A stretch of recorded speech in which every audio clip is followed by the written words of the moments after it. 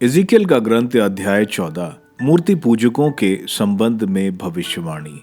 मेरे यहाँ इज़राइल के कुछ नेता आए और मेरे सामने बैठ गए। तब मुझे प्रभु की यह वाणी सुनाई पड़ी। मानव पुत्र, इन लोगों का मन अपनी देव मूर्तियों में आसक्त है और इन्होंने अपने सामने अपने पतन की ठोकर रख दी है। क्या मैं ऐसे लोगों को अपने से परामर्श लेने दूं? इसलिए उनसे बात कर यह कहो, प्रभु ईश्वर कहता है, यदि इज़राइल के घरानों का कोई ऐसा व्यक्ति भी जिसका मन अपनी देव मूर्तियों में आसक्त है, जिसने अपने सामने अपने पतन की ठोकर रख दी है, नबी के पास आता है, तो उसकी अनेकानेक देव मूर्तियों के कारण स्वयं मैं प्रभु उससे उत्तर दूंगा, जिससे मैं इज़राइल के घराने के लोगों के हृदय अपने वश में करूं, जो अपनी देव मूर्तियों के कारण मुझसे विमुख हो गए हैं।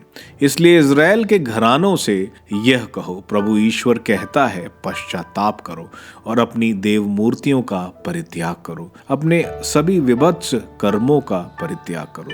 यदि इज़राइल के घराने का कोई व्यक्ति, यह इज़राइल में प्रवास करने वाला कोई विदेशी, जिसका मन अपनी देव मूर्तियों से आसक्त है और जिसने अपने सामने पतन की ठोकर डाल दी है, मुझे अस्वीकार करता है और मुझे प्रश्न करने किसी नबी के पास आता है, तो स्वयं मैं प्रभु उसे उत्तर दूंगा। मैं उससे अपना मुंह फेर लूंगा, मैं उसे एक उदाहरण और कहावत बना दूंगा, उसे अपनी प्रजा से काट कर अलग कर दूंगा और तब तुम समझ जाओगे कि मैं ही प्रभु। यदि कोई नबी बहकावे में आकर कोई बात बोलता है, तो उस नबी को मैं प्रभु ने बहकाया है। मैं उसके विरुद्ध अपना हाथ उठाऊंगा और उसे अपनी प्रजा इज़राइल के बीच से नष्ट कर दूंगा। उन लोगों को अपना दंड भोगना पड़ेगा। नबी का दंड और प्रश्न करने वालों का दंड एक जैसा होगा, जिससे इज़राइल का घराना फिर मुझसे विमुख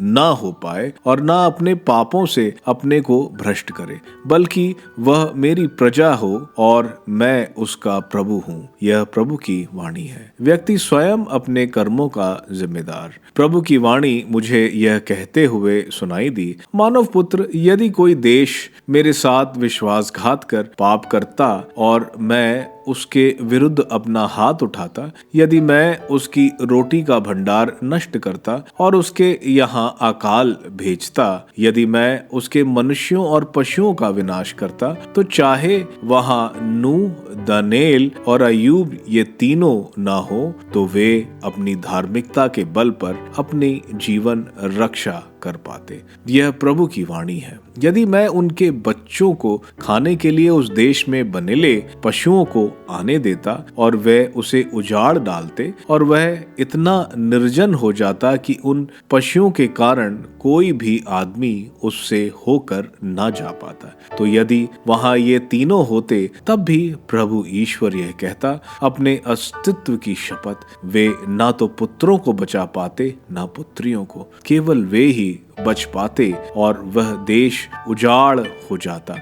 अथवा यदि मैं उस देश पर तलवार भेजता, यदि यह कहता, तलवार इस देश को आर पार करे और मैं उसके मनुष्यों तथा पशुओं का विनाश करूंगा, और यदि वहां ये तीनों होते, तब भी प्रभु ईश्वर यह कहता है, अपने अस्तित्व की शपथ, वे ना तो पुत्रों को बचा पाते और ना पुत्रियों को, बल्कि केवल वे ही बच पाते। अथवा यदि मैं उस देश में महामारी भेजता और उसके मनुष्यों और पशुओं का विनाश कर खून के रूप में उस पर अपना क्रोध बरसाता, तो वहां यदि नूह, दानियेल और अय्यूब होते, तो प्रभु ईश्वर यह कहता है, अपने अस्तित्व की शपथ, वे ना तो पुत्रों को बचा पाते और ना पुत्रियों को, अपनी धार्मिकता के बल पर केवल वे ही बच पाते। प्रभु ईश्वर ये कहता है, यदि मैं यरूशलेम की ओर मनुष्य और पशु का विनाश करने के लिए अपनी चारों निर्गम विपत्तियां, तलवार, अकाल, बनेले पशु और महामारी भेज दूं,